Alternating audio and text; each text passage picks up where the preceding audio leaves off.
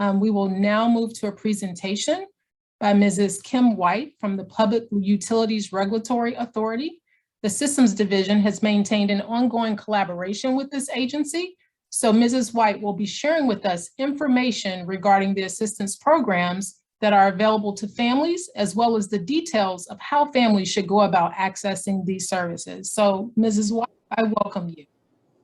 Thank you very much for having me here with you today. And if you don't mind, I'll try to share my screen so that you can see a little bit about what I'm talking about as I try to speak here. So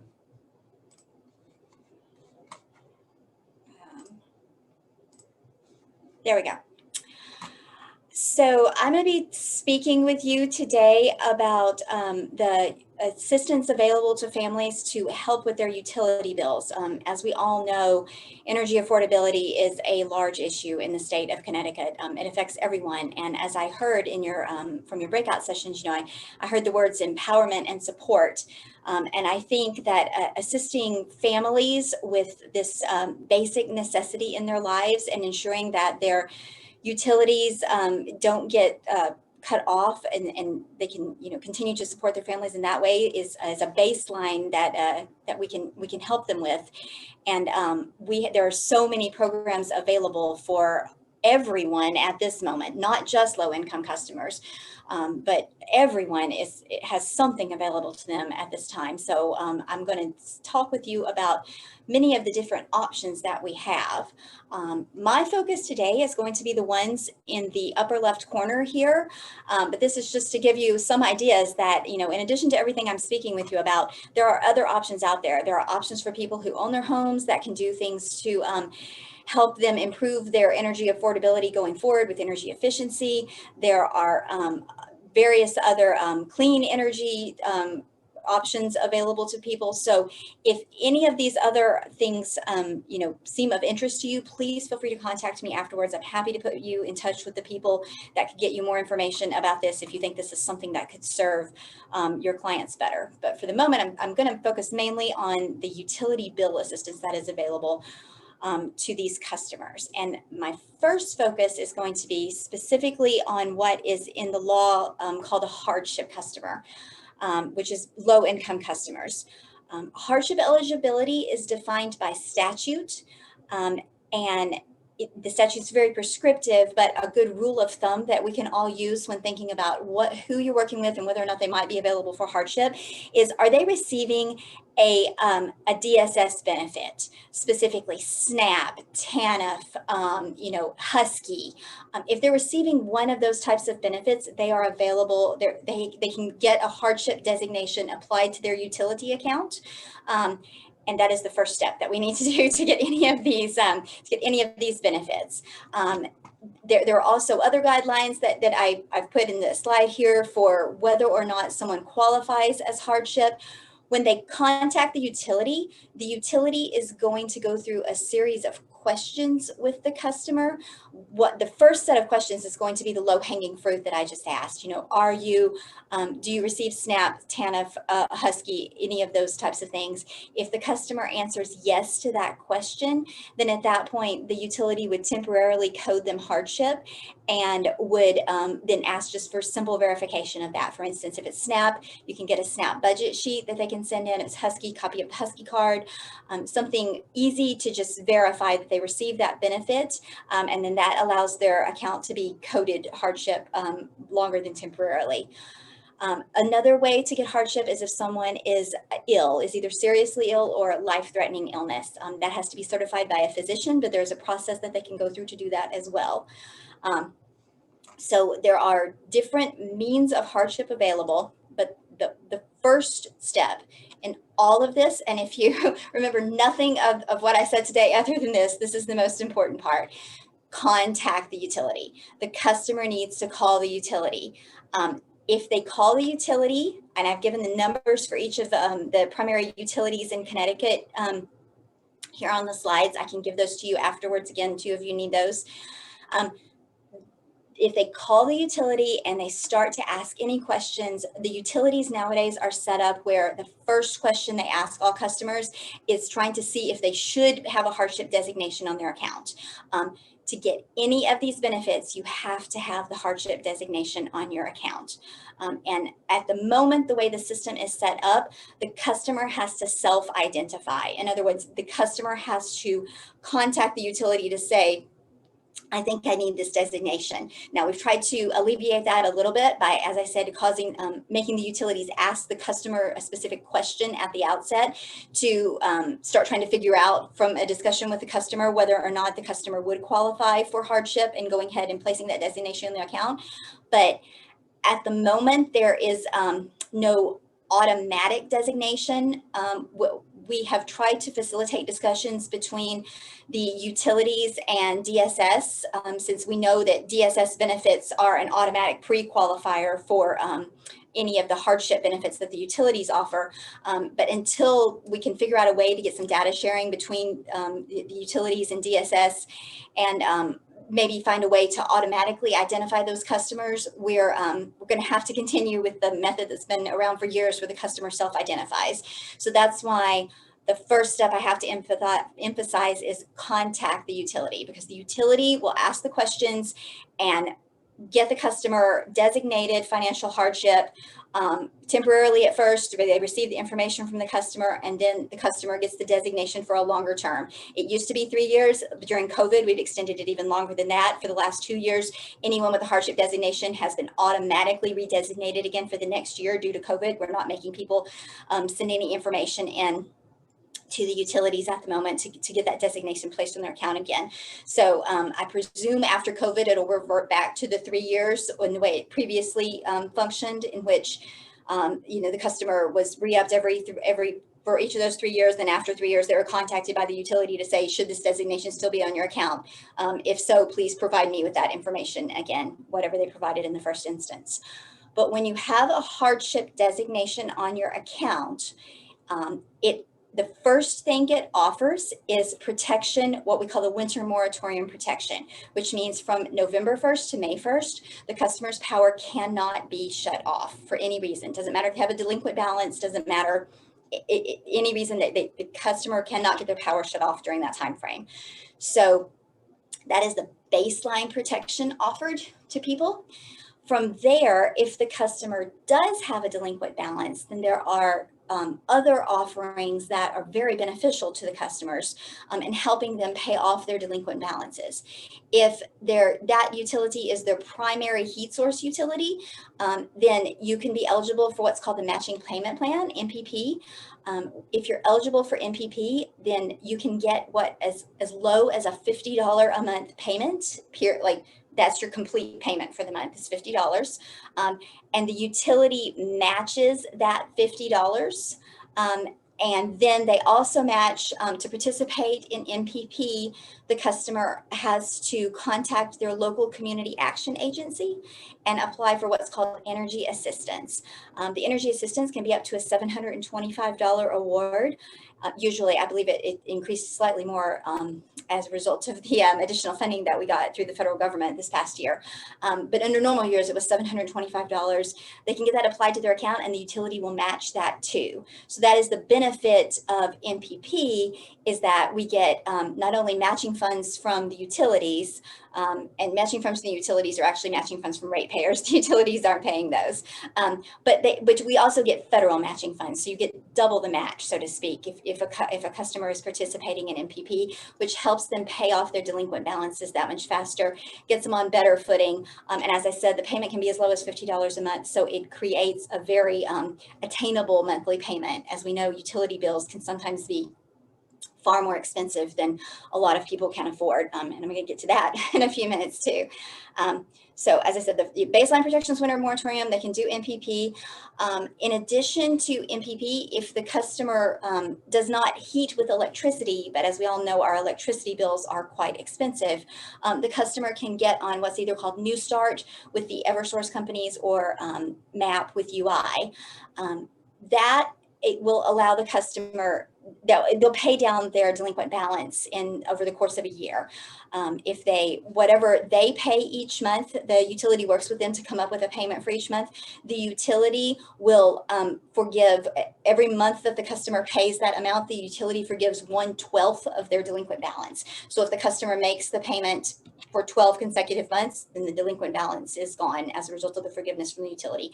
Once again, that's very beneficial to customers in the sense that the matching part of the plans allow for payment of their delinquent balances from other funds, which is it helps the customers significantly. For New Start and NAB, energy assistance is required, so it doesn't require the customer to make the additional contact with their community action agency and apply for energy assistance. As I said, energy assistance is very beneficial. If they could get that, we would highly advise it, because then you're getting federal funds and the matching of those federal funds in addition to the matching of the customer's individual payments. But for these, they don't have to get SEEP, so it's another option if they're not able to go and visit their community action agency and receive that energy assistance.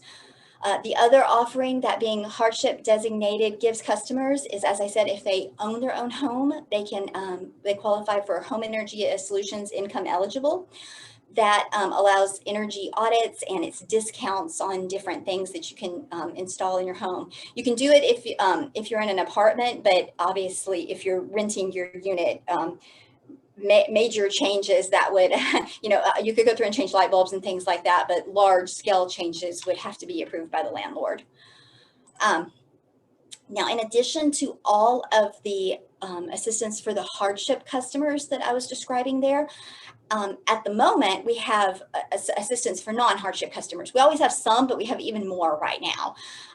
There is the COVID-19 payment plan that is available to anyone, period. Anyone that has a delinquent balance on their account right now can contact the utility and sign up for the COVID-19 plan. That is a 24-month plan. It amortizes their delinquent balance over 24 months. There's no interest, no down payment. So basically you just, divide your delinquent balance into 24 equal payments and you pay it off over the next 2 years.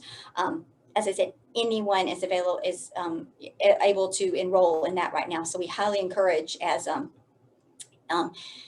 non-hardship terminations are about to resume. So if a customer is either not designated hardship or did not qualify for hardship, but they have a delinquent balance, we highly encourage them to contact the utility to try to get onto the COVID-19 payment plan so that they can ensure, as long as a customer is staying active on that plan, their service will not be terminated. There's always an option of payment arrangements that are not the ones I discussed with the matching payments. Those are available for the hardship customers. Non-hardship customers can negotiate other payment arrangements with the utilities. Plus, they could also get budget billing. We do find a lot of customers find that when we listen to the calls that come into PURA, into our consumer affairs unit, we hear a lot of people appreciate the levelized payments, that they have a consistent payment each month that they know, as opposed to, if you have, air conditioning in the summer, our bills go way up for that. Or if you were to have electric heat, your electric bills would go up significantly in the wintertime for that. So a lot of people do appreciate the budget billing that is available in that regard. In addition, as I said, we established the COVID-19 payment plan for customers this year. There's also available right now, this is not run by PURA, but I think it's very important to be aware of because it impacts not only your rent, but your utility payment. There's Unite CT. There's a lot of money still available with Unite CT that is only for renters, but it can pay a portion of your rent, plus if the customer has a delinquent balance of their utility account, it can pay up to $1,500 on the utility account. So that's a significant delinquent balance that it could pay off for customers. So they have to apply, once again, that's applied through the Department of Housing. They have an amazing website that's very, very easy to follow. So direct anyone to that needs assistance with their rent, or once again, if they are a renter and they have a delinquent balance on their utility account, that's a great source to go to.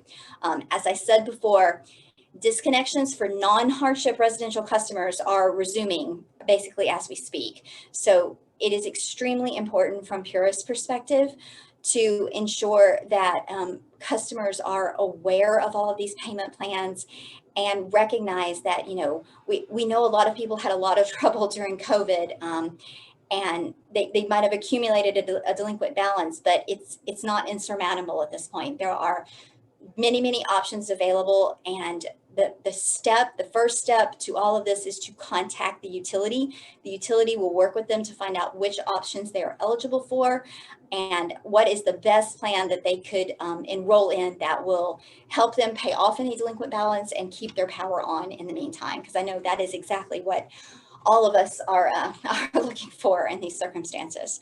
I can also cover that we've had some we currently have ongoing and have recently had some proceedings at PURA that are probably relevant to all of you and your clients. I think the one that is most relevant at the moment is the low income discount rate. PURA is currently looking into creating a low income discount rate for all hardship customers. That's an ongoing docket right now. We've submitted some expert testimony on that, my office has, and that's under investigation. So we are, my office is hoping that that will be considered and possibly implemented so that way low income customers have, you know, as I said, the option at the moment for a consistent low payment is for customers who have an arrearage on their account and can qualify for the matching payment plan and the below budget payment of $50. We would like to offer other options for low income customers to have an attainable monthly bill so that they don't create an arrearage and have a delinquent balance and are just able to pay their bill every month. I know, you know, the consistency of that would not only help the utilities, but it would help the customer in, you know, empowering them, as we said, you know, so that they can make sure that they keep their power and their gas on at all times and feel comfortable with doing that. Other dockets that were currently under review is another review of that matching payment program that I was talking about. It is possible that as a review of that docket, some of it might actually get expanded. So that could be a positive thing for the customers. There's a draft decision that is supposed to be due out by PURA today that could possibly expand portions of that to some of those other programs to gas customers as well. The New Start and the MAP, as I said, are for electric customers right now.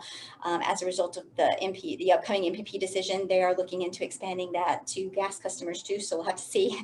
Waiting on the results of that. I presented it to you now as it currently is, but it's possible it could get better. And our COVID-19 docket, the 20 through 15, as I said, we've created a special COVID-19 plan that is available to every customer now, not just hardship customers. The other thing, one of the other recent decisions too is 180602. If a customer does designate themselves as hardship, as a result of that docket, they are not allowed to contract with a third-party supplier. That docket found that third-party suppliers were overcharging approximately 78% of hardship customers. So we need to make sure that the supply rates that all the customers are paying are reasonable and they're not being overcharged for that. So finally, once again, here are all the numbers to contact PURA. I'm with the Office of Outreach, Education, and Enforcement. We're available at any time. I'm available at any time, and the folks at PURA are you know, happy to have input from anybody on how to better help this segment of customers. And you know, as I stated a minute ago, if we walk away from this with nothing, let's walk away from this within our mind. There are lots of options available, and the first step for qualifying for any of these is to contact the applicable utility, either the electric utility or the gas utility, or both if the customer has both of those utilities, and ensure that the customer has the hardship designation placed on their account if they're eligible for that designation, or gets involved in a payment arrangement if they're not eligible for the hardship designation, but need a different sort of payment arrangement. So I believe I left a little bit of time here for questions. If anyone has any questions about any of the utility hardship offerings, or what you need to do to ensure that your clients and the people that you work with are aware of and are able to receive those.